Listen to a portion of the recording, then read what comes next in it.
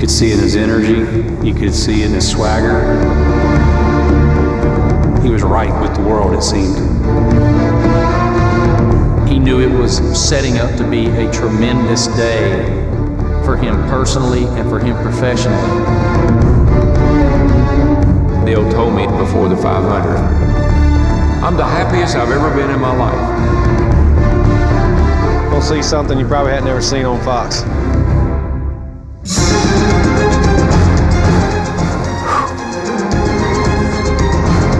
What I thought was the greatest day ever was heading in a direction that would make it the worst day ever.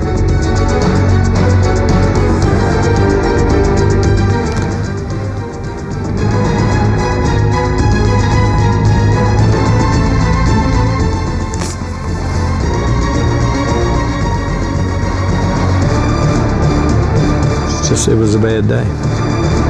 It was a day that I hope I never have to live again.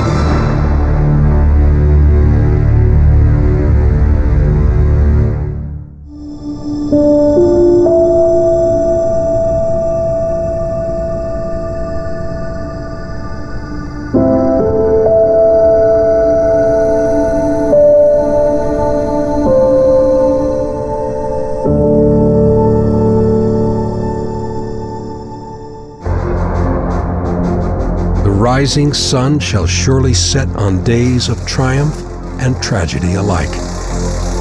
The 2001 NASCAR season dawned like every other, under the Florida sun, where the sport's biggest race of the year was also its first, the Daytona 500. Programs, souvenir programs, get your programs! If Daytona was NASCAR's seat of power, one man sat at the head of the table, Dale Earnhardt. Take him to Daytona and let him go on those big banks. He was just magical, the stuff he would do. Dale had a knack for Daytona that nobody else had. The way he could maneuver, he knew what he wanted to do with a race car, he knew where he could put it. People used to say he could see the air, and Dale would debate you with that. He said, I can't see it, but I can hear it and I can feel it. He had an open-face helmet for that reason. To run Daytona and run Daytona really well, you have to have no fear. You just have to be willing to keep your foot in the gas, and you really got to manhandle that car. That's when Dale was at his best. Earnhardt, Daytona. Two words combined to tell a Shakespearean tragedy of sport. Earnhardt won every race there was to win at Daytona, but not the 500. Never the 500. 20 years under an unjust sun. He was frustrated that his career would be measured by somehow there'd be an asterisk next to his career that he never won the Daytona 500, no matter how many championships or how many races he won. At long last, Dale's day in the sun arrived. Check your finger, buddy. Come on around here, buddy. 20 years of trying, 20 years of frustration. Dale Earnhardt will come to the caution flag to win the Daytona 500.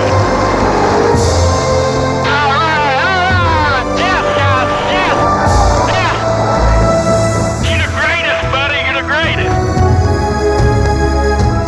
You think about moments, and I still can see all those people lining up down the pit lane.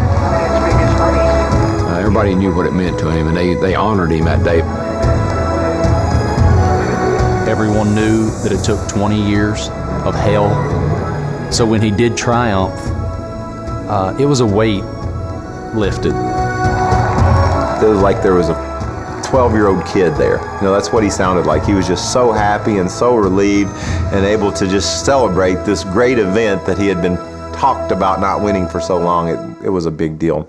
That trophy right there, my name's on it now. They can't take it off. My car's going in Daytona, USA. I don't care. I love it. I want it to be there. I took me a little spin in the grass so I get the good out of it. You could see it in his face. You could see it in his demeanor. It meant everything to him that everyone said it was supposed to mean. From that moment on, he was right with the world, it seemed. Dale told me in 2001 when we were sitting doing an interview, I'm the happiest I've ever been in my life. How do you feel about Dale Earnhardt? A lot better. I've known you a lot for better so long. today than I did several years ago. because of family, because of my life, because I think I'm a better person than I used to be. I got it all right now, Daryl. I got it all. No, you really do. I'm a lucky man. I have it all.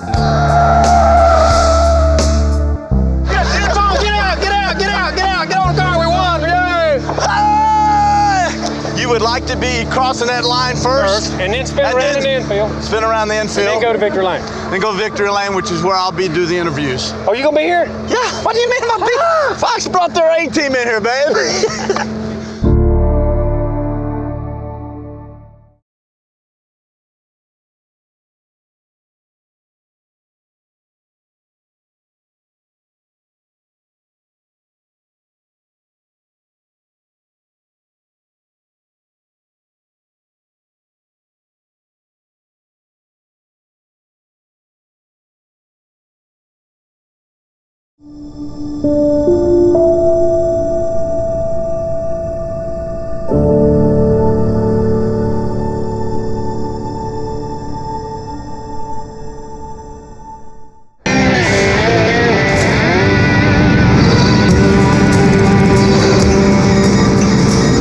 2001 was the start of a new era in NASCAR. For new broadcast partner Fox Sports, Dale Earnhardt was the key to success. Just as Dale's key to success was Richard Childress, his car owner and closest friend. We had a whole lot in common. We raced our way up, we worked our way up to what we got. Nothing was ever given to either one of us. We had a bond and a trust in each other that I think that most men do not have. After several injury-plagued seasons, Dale was finally healthy and a favorite to win his record 8th season title. What people don't remember is Dale raced for about a year with a broken neck. He had crashed at Atlanta early in the season, and it cracked a vertebrae in his neck. And because they said the surgery was risky, he didn't want to do it. His right hand would go to sleep in the car, and I guess that was from pinching nerves, but he would drive with one hand and leave the other one over there on the bar. What people didn't know is after he finished the race, we'd basically have to help him take his uniform off. I mean, he would unzip it, but we'd have to pull it off of his shoulders and get it down to that point. He did not get that surgery done until the season was over. And what they did was when they opened him up, there was a sliver of bone that had been chipped off that was wedged into his nerves. So he dealt with that for 8 months. He told me once Dr. Branch fixed his neck, he said, "I'm a new man." In 2000, we came back, I think we finished second in the points, only lost it by a few. And all we could talk about that winter between 2000 and 2001, I felt that we were as prepared to win the championship in 2001 as any year that we had ever been.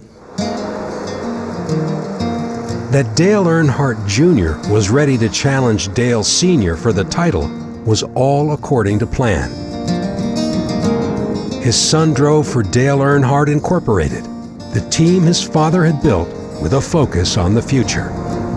I don't think he did that just because he wanted to build something for Dale Earnhardt Jr. But I do think his belief in Dale Earnhardt Jr.'s talent had a lot to do with it. He's led 209 laps, and the Intimidator's son is the dominator today. I ain't seen you in a while. Hey, Superman. Good job, man. And I remember Dale coming to me and he said, "I'm the envy of all the dads in the garage." And he just thought that was the coolest thing. And Dale Jr. won his first Cup race in Texas. And part of my responsibilities was being in charge of Victory Lane. So of course I'm very excited. I have the Budweiser towel and the hat, and I'm ready to run up to the car. And this giant hand grabs me and essentially throws me to the ground. So on national television, there's this red blur and Big E going right past and getting in the car. Of course, that was cool. And now here's the big man himself, Dale Sr. The picture of him squeezing his neck at the All-Star race is a dear picture to me because he just really loved the fact that his boy could do the same things that he could do on the racetrack. DEI was founded on family and friends, with 3 teams starting the Daytona 500. Dale Jr., Steve Park, and Michael Waltrip, a journeyman who'd never won a race in his 16-year career. Now, NASCAR's premier event would be his first race driving for his longtime friend. Just coming to my mom's house to see Mom the day after my dad died. My phone rang and he said, "What are you doing?" I said, "I'm over here with Mom, we're just hanging out." He said, "I'll be there in 10 minutes. And he hadn't mentioned coming or anything, but he wanted to come and hold my mom's hand, you know, and just say, you got a special husband, you know. He raised these two boys, and these guys are a big part of my life." And so I think that meant the world to Mom, and I think it showed a lot of people in my world that he was a special person. Maybe Earnhardt saw a friend who needed a helping hand, or maybe he saw something in Waltrip that others did not. Michael Waltrip. Scraping along the wall. He's got to pin it right up against the wall. He hit awful hard. You know, I had started my engine 462 times and hadn't ever been able to win a race. That is Michael Waltrip, out of control, trying. Time was ticking. Time was running out for me to be able to get a top ride. When Dale put Michael in the Napa car, and everybody said, "Have you lost your mind? He's driven 400-some races and had never won a race. Why did you pick him?" Dale always knew in his heart that Michael could drive, and he always felt like he just needed an opportunity. That opportunity was at hand. With well wishes and good luck kisses lingering in the gasoline-scented air, engines were ready to start NASCAR's most important day. You're watching Fox Sports, home to the World Series, Super Bowl 36, and now the 43rd running of the great American race, the Daytona 500. It's like you get the NFL contract and your very first game is the Super Bowl. Hi everyone, Mike Joy with the 1989 winner of this race, Darrell Waltrip, after 17 years of trying, and Larry McReynolds, who's been to victory lane in the 500 twice as a crew chief. Gentlemen, I firmly believe with us going on the Fox network and with the amount of promotion we had done, that we were going to get a very broad audience. So that's why we'd spent so much time with the camera angles, why we'd spent so much time with the audio, so much time with the graphics, so that when the big audience was watching, they went, "Oh, I get it. It's not just a bunch of rednecks running around a track. This is really exciting." And I kept hearing in my head Bill France Jr. saying to me, "You've got to stress this is a sport." And so we had to lay out this wonderful picture about why everyone had fallen in love with the sport, and why they'd fallen in love with the sport were these daring young men who were going to risk everything for glory. Gentlemen, start your engine!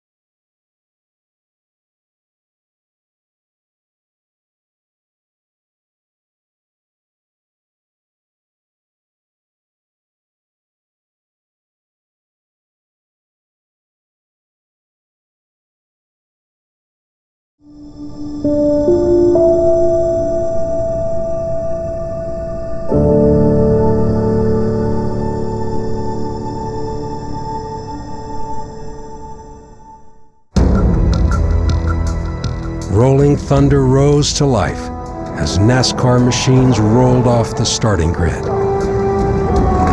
The day's events had been put into motion. Dale Earnhardt is the most prolific restrictor plate driver in NASCAR history. 11 wins and only 52 plate starts. Today chasing his 35th total victory here in Daytona. The plan was simple. He said, "Me and you and Dale Jr. are going to work together and win this race." Thought sounds great, but it doesn't sound very realistic. There's 40 other cars that are going to try to be messing that whole plan up. At Daytona, you can plan who you want to run with and who you want to draft with, and then they wave the flag. this vehicle is in the 43rd annual Daytona 500. is set to get underway. Terry Bradshaw waves the green flag. We're racing. When the race started, my car wasn't exactly right. It was loose, and so I needed to work on it. Look at Mikey. He's got a handful. That's what we call a handful. When you get the wheel pulled way around there like that, he's got a handful of steering wheel. I can't help but notice the front of the roof here on Earnhardt's car. It's like it's buffeting. It's because Rusty Wallace, the car in front of him, with that roof flap across the roof, or that roof fin, it's putting dirty air, and it's making the air on Earnhardt's car mad. It don't know what to do. Here comes Earnhardt down the inside. Under Marlin, 3 wide through the tri-oval, and he almost took the nose off Marlin's car coming back up. I believe Schrader led that lap. He did. Good man, Schrader. The first 150, 70 laps, basically, I saw them, but we really there's too many cars. We never could really get together and team up. Look at Earnhardt. Right down to the apron to take the lead. With Jeff Gordon pushing him in the 24 car, Dale Earnhardt Jr. in the red car, the 8 car pushing with him. Dale and Dale Jr. got to the front in a hurry, and I kind of rode in the middle of the pack for longer than I wanted to. Then the crew made some adjustments and made my car right. I could drive the heck out of it. It's Michael Waltrip up the middle. Hey, we hadn't talked about Uncle Mike all day, and there he is. Come on, buddy. Give me a chance to talk about you. There's one time during the course of the race that all 4 of us were running 1, 2, 3, 4. Me, Dale Jr., Steve Park, and Dale. Pretty impressive. All 3 of them DEI cars up there in the lead. I've been in so many things in the last 25 laps. I wasn't thinking until the last couple laps and see what happens. You just try to position yourself up there where you're in that group and try to be able to make something happen, or if something happens, you can capitalize on it. It's the big one. It's what we've all been fearing. This kind of racing is going to happen. A horrible crash on the back straightaway that began when Tony Stewart got turned sideways against the backstretch wall number 20. You know, it just seemed like the lid was about to bubble off of this pot here, and it just seemed like with that event, we thought maybe eliminated enough cars to make it come down to where we knew who we needed to race and how we were going to be able to accomplish this.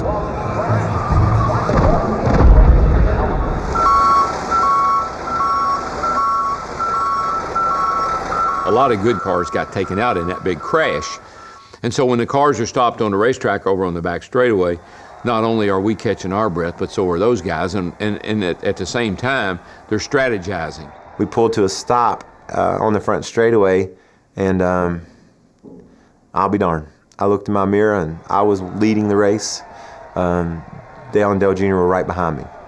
And I thought about his plan, you know. I know he's a great race car driver and a champion, but this is crazy what he called out. Junior was sort of philosophic. It was kind of strange because he got on the radio and told the crew, he says, no matter what else happens, he says, let's be thankful, because he said, we've had a great week, we've had a great race, and we're so lucky that we missed that crash. I remember him coming on there, and I can't remember if it was before or as soon as the wreck happened or during the red flag, but he said, Richard, if they don't do something to these cars, it's going to end up killing somebody. It kind of always sticks. That's one of the things I can remember, and I don't remember at what point he said that, but it was after Tony's wreck.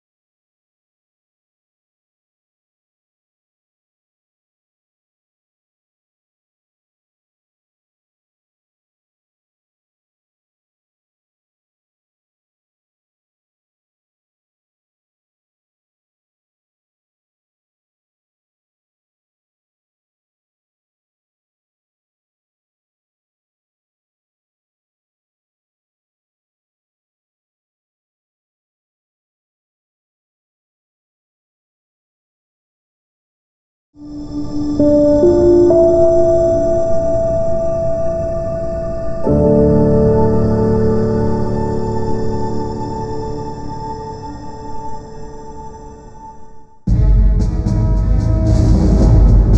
2001 Daytona 500 had already revealed the brutal nature of the day's close-quarter bumper-to-bumper banging and bumping.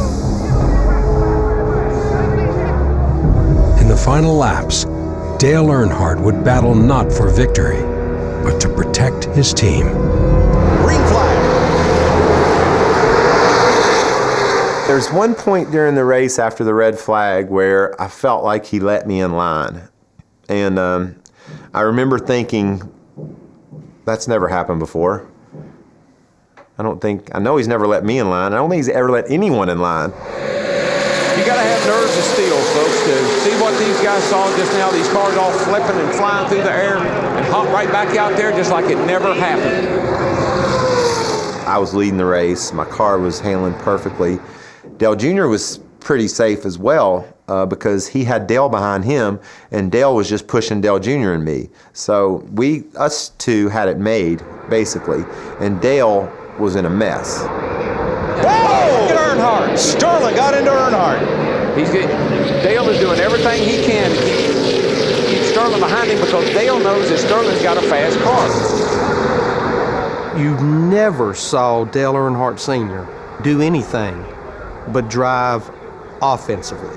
But in the closing laps of that 500, we saw him on defense. You know he wanted to win another 500, but I think he was going to be perfectly content running third that day. This is when we're going to find out. We're coming around for the white flag. And I thought, if this motor doesn't blow up and the tires don't blow out, I'm going to go down there and make 2 lefts, and I'm going to come back and win the Daytona 500. Make that back straightaway wide, buddy. Get all over the place. Come on, man. Come on now. Watch the mirror. Watch it. He's going to make a run inside. I kept trying to tell Dale Jr., just stay on Michael. Sterling started coming, 36 started coming, and all of a sudden there was a lot of activity around Dale for third place. That a boy. 3 wide behind them. You got him, Mikey. You got him, man. You got him. Come on, man. Last lap at Daytona. Everybody's arguing over space, trying to get your nose in there. If you get your nose in there, maybe you can make the rest of it fit. All of a sudden, I saw his car cut left, and I said, this can't be good. Come on, get him in the fold. Get him in the 3 cars out. Oh! Big trouble. Big wreck behind them. Beat him back. Come on. To the flag. Come on, Mikey. You got it, man. You got it. You got it. You got it. You got it.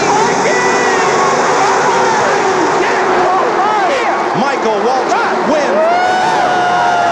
Oh, man.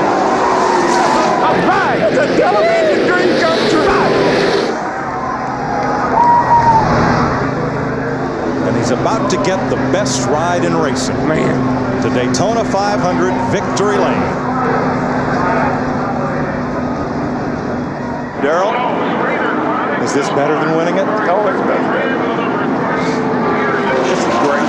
I was hoping Dave was okay. I guess he's all right, isn't he?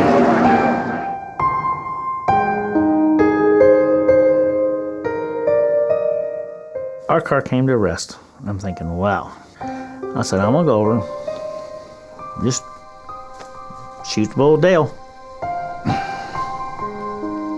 Mikey and Junior run 1-2. He got crashed protecting third on the last lap, so he's not going to be in the best mood, but he's not going to be that friggin' mad. So when I went up to the car and took the window net down,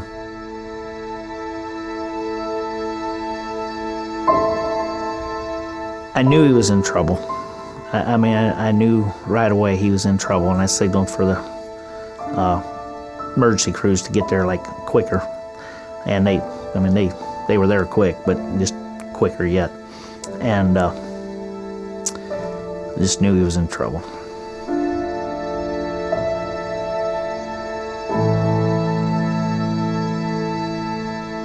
I remember when I seen the wreck happen, I just jumped down off the toolbox, yanked my headset off because I knew we had a good shot at winning, and put my headset back on and hollered at Dale. I said, Dale, you all right? You all right, Dale? 2 or 3 times. He never did answer me. So I turned over to Mike Skinner's channel and I said, Mike, stop over there. They'd done took the checker by that time and was headed down the backstretch. I said, stop there and make sure Dale's okay. Make sure it just didn't undo his helmet and got out. Let me know if he's out of the car or whatever. Skinner come on there, he said, you better go to the infield care center. He said, boy, he doesn't look good.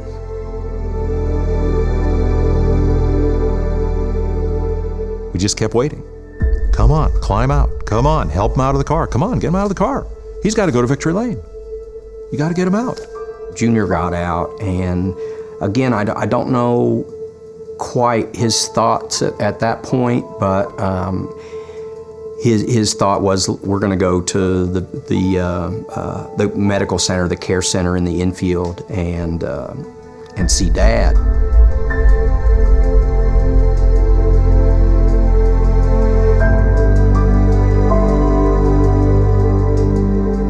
Junior went in, and he went through and just caught Kenny Schrader's eye just for a split second, and he said it was really then that he knew that something was seriously wrong. I go to the bus, I get Teresa, Jimbo, the bus driver's with us, and that's when they just got the new infield care center, and we went into there.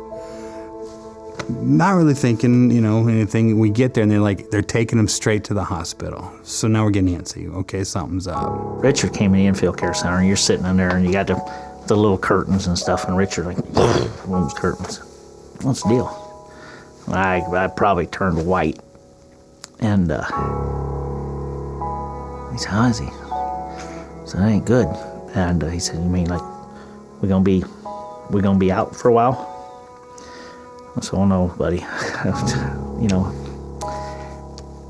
It's, we got bigger problems.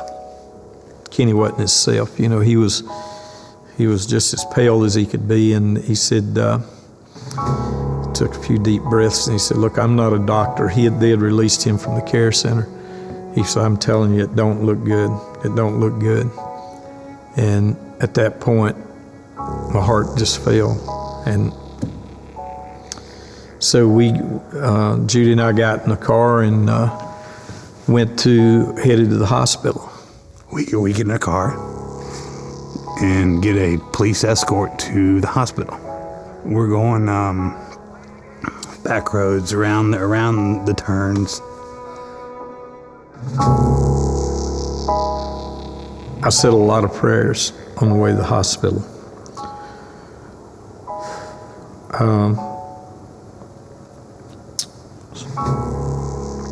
That's all I can say.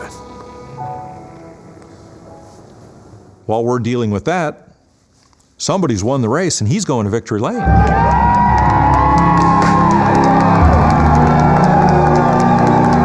Started celebrating what I thought was the greatest day ever in the history of NASCAR, and especially in my history. I mean, it was perfect. Everything went just like Dale said it would, and I couldn't wait to see him.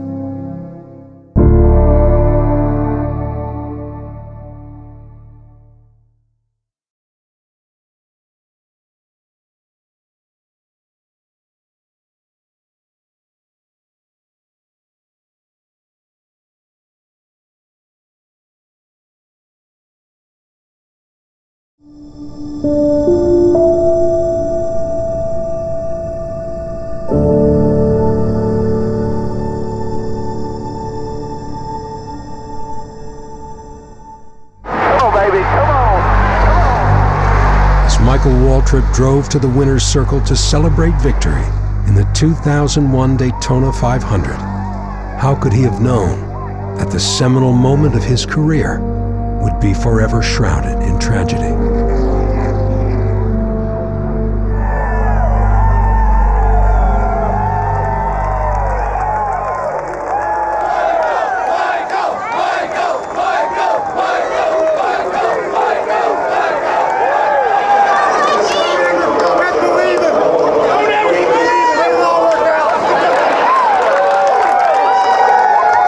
Amazing. People that didn't know me a month before, now we're all standing in victory lane celebrating winning the greatest race in the world. Everything was just so cool, and it remained that way for probably 20, 30 minutes. We kept watching on the camera, and this looked bad. And you can tell by the people around the car, even though it was in a long shot.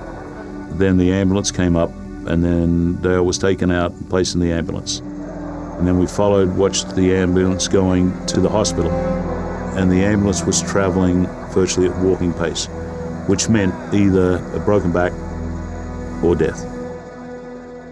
Okay, another subject. Michael Waltrip finally gets his first win after all these tries. Any reaction? I'm very happy for him. I just wish he could enjoy it a little more because his boss is not there to help him. Okay, we just got word that they had trouble reviving Dale. While Earnhardt's driver Michael Waltrip celebrates, Dale Earnhardt rides the back of an ambulance to the Halifax Medical Center. The last thing you want to do is overstate the drama of the situation, and yet you don't want to understate the possibility that things could go really bad. I was in victory lane, and everybody, obviously, there was a lot of celebration, a lot of happy people, and everybody seems to be just overly elated, and Michael's got the trophies, and Michael's being Michael. What was beginning to be more and more odd is no Earnhardt was there. And I remember thinking, where's Dale? I mean, how come he's not here yet? And Dale Jr., how come he's not here? I'm sure they're coming, right? John Graham, who is the president of the racetrack, came over and he said, hey, who's going to accept the owner's trophy? And I said, well, Dale will be here any minute. Just Dale or Teresa, one of these, somebody will take the trophy. And he says, no, they're taking Dale over to the hospital. So for the owner's trophy, John basically did the victory lane interview with me, and then he had me stand in the pictures. As soon as we got done with that first photo, I looked over and Ken Schrader walked into victory lane. Mikey, he just won Daytona 500. What a big deal. That was such an important moment for him. I love Mikey like a brother, and I wanted to tell him what I thought the deal was. He made fun of me all the time, you know, about not winning, and finally there's somebody I know coming to say congratulations. I saw him and I said, can you believe it, Schrader? I won the Daytona 500. And he just grabbed me and said, it's not good. And I was like, well, it's not really that bad that I won the Daytona 500, is it? I just told Mikey that, you know, that I was awful happy for him and stuff. But no, listen, Mike, we got a big problem here. I'm extremely worried about Dale. I remember him looking at me, you know, and it's just like it didn't register because, you know, he waiting for Dale to come in. And so that pretty much told me that, you know, the celebration was over. You know, what I thought was the greatest day ever was heading in a direction that would make it the worst day ever. By then, I don't know what to do. I'm wanting to go to Victory Circle, but I don't know if I should. And we're on a quick off.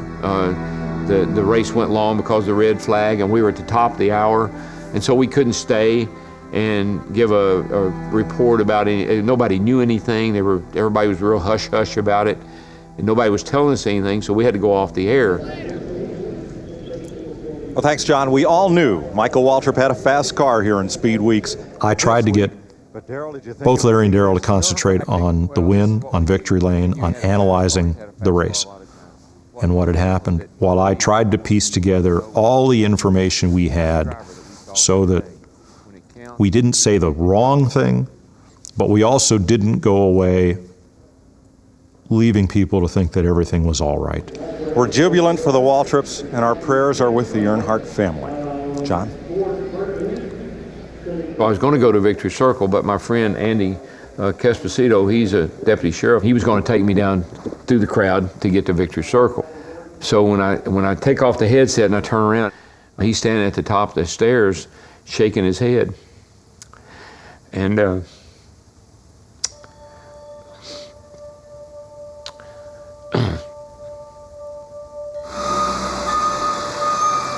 Big Andy's wife she worked at the Halifax Hospital in the emergency room. She had called him and told him to get DW and get down here because Dale didn't survive.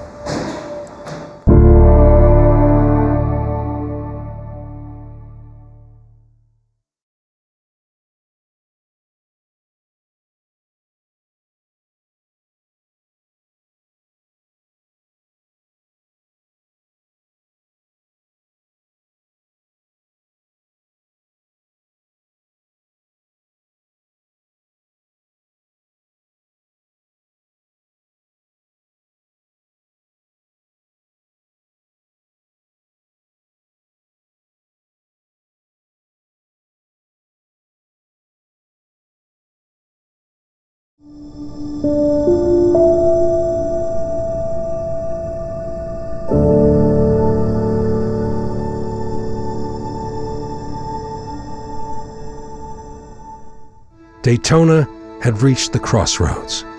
One road led to victory lane. The other carried a life in the balance. The sport's biggest day had become a cacophony of celebration and sorrow. I didn't know what to do. I don't even, even to this day, I don't know why I went to the hospital. I really don't. Family, NASCAR, although everybody that needed to be there was there.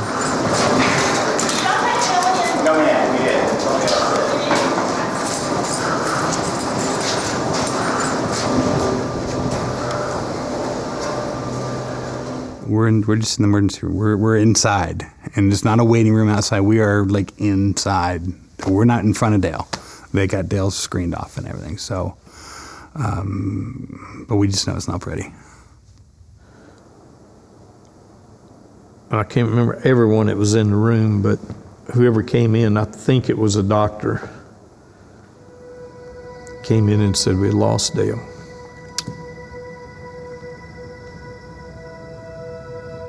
I have his son standing next to me. There's nobody in this room. So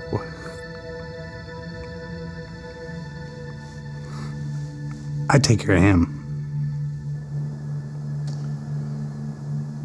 And we just all sit there and not knowing what to expect next. And I remember some of us just had our heads down, and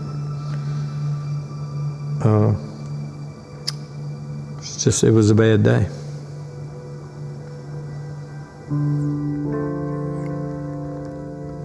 I go into the room where all the team members are at. And I remember just looking at all of their faces and just this junk. So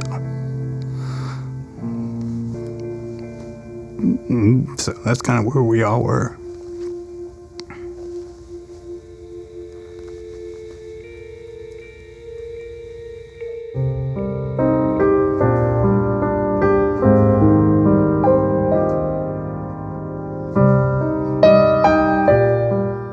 I thought about Michael when I left the hospital. I thought, oh my gosh, wonder if he knows.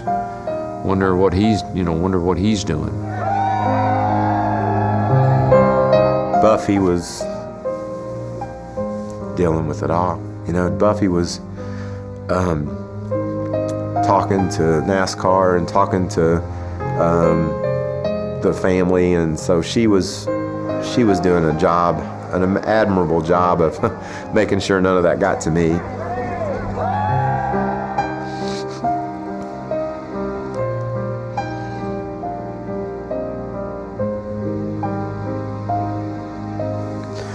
Then we got in the van together, and it was the first time I'd been alone with her, and she said, Dale's dead.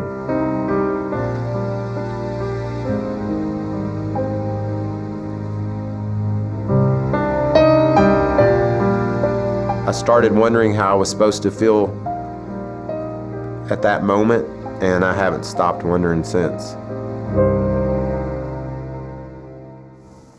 Well, NASCAR officials who I knew what the deal was. I asked them when people were starting to leave and stuff, and I said, hey, is it official?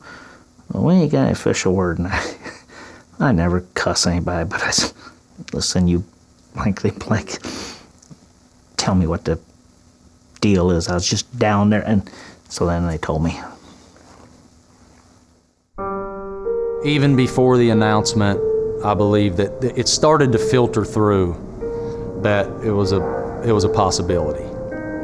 At that point, I remember Mike Helton coming into the media center and standing up there at that podium and saying those words that are now etched in our brains forever. This is undoubtedly one of the toughest announcements that I've ever personally had to make. But after the accident in turn 4 at the end of the Daytona 500, we've lost Dale Earnhardt. Those words were impossible.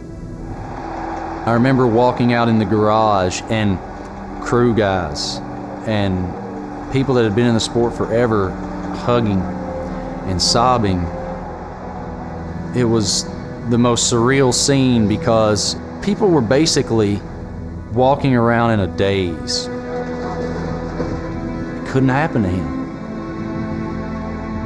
You know, it had to be close to 2 hours after the race when we finally made it to the motorhome, and I think I asked him, I said, you want me to come over? You want to come over here? And he said, no, I just want to be alone. Because that was hard for him. Because Dale had, done, that win meant so much. And to have it, to not be able to share that with Dale, who gave him the chance, and to first win of his career, Daytona, and he's sitting in his motorhome crying.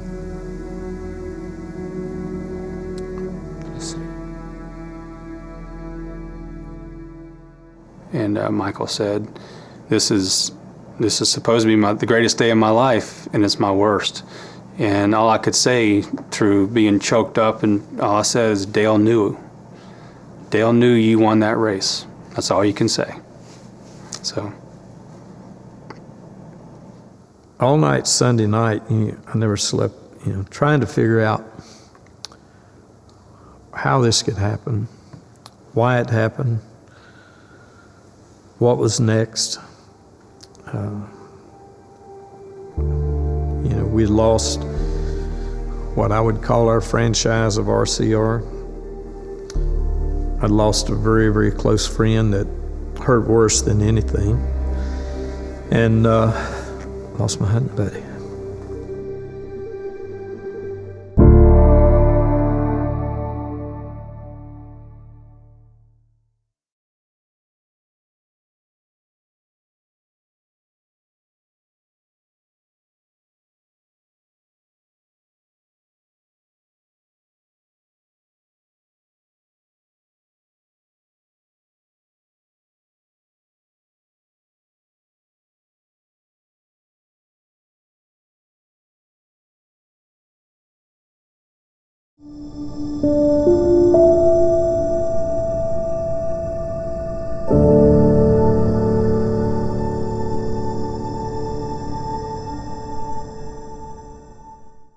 And once again, to update you on our top story this evening, the death of NASCAR legend and giant Dale Earnhardt. At 49, he has died as a result of injury sustained in a crash on the last lap of the Daytona 500 at the Daytona International Speedway. I remember pulling into DEI after we got Dale home and just seeing the hundreds and hundreds of people that were there, and the candles and the "We Miss Yous" and all of their tributes. I remember looking at me and saying, if it ever happens to me, you better give a race. We asked all the employees, if you want to go home and be with your families, go. And I can't recall one person leaving. Their way of overcoming it was to start worrying about Rockingham. I'd like to ask you to do something. I'd like to ask you to take the hand by the person beside you. Lord, our hearts are hurting. We've lost a great friend, and it all seems so unfair. People ask us, how can we go out and race today? We can do that, first of all, because we know that's what Dale would want us to do. And second of all, because, Lord, we know without a doubt that he is dwelling in your house and will forevermore. Amen. 1 week after a sport's darkest hour, DEI driver Steve Park rose to the moment. Here they're going to come to the line. It's going to be a photo finish. Park has the run off the high side. He clears the body, and Steve Park scores the second straight win for Earnhardt Incorporated. Boy, and that team, they needed that.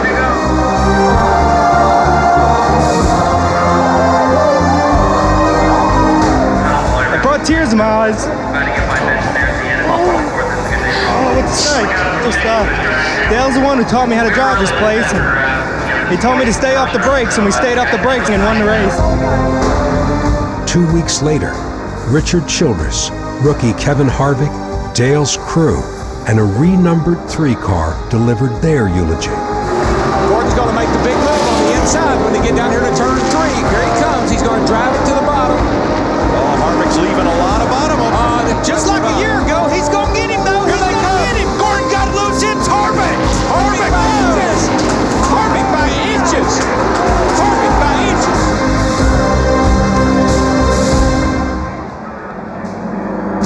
When NASCAR returned to Daytona, a son carried a message to his father, and perhaps a father carried his son. Here they come, turn 4, final lap. Michael Waltrip in second, but it's going to be Dale Earnhardt Jr. using lessons learned from his father to go from 6th to 1st and score the victory in the Pepsi 400. I just was so happy I could push him home. Made the night complete, made it perfect. And then to be able to stand on the car and listen to over 100,000 people screaming, it was amazing. I remember thinking, I'm better now. It'll be fine now. You know, this is redemption. If you watch how each one of those wins were, it was almost like it was meant to be. That was healing for us all. And know how proud Dale would have been of every one of us.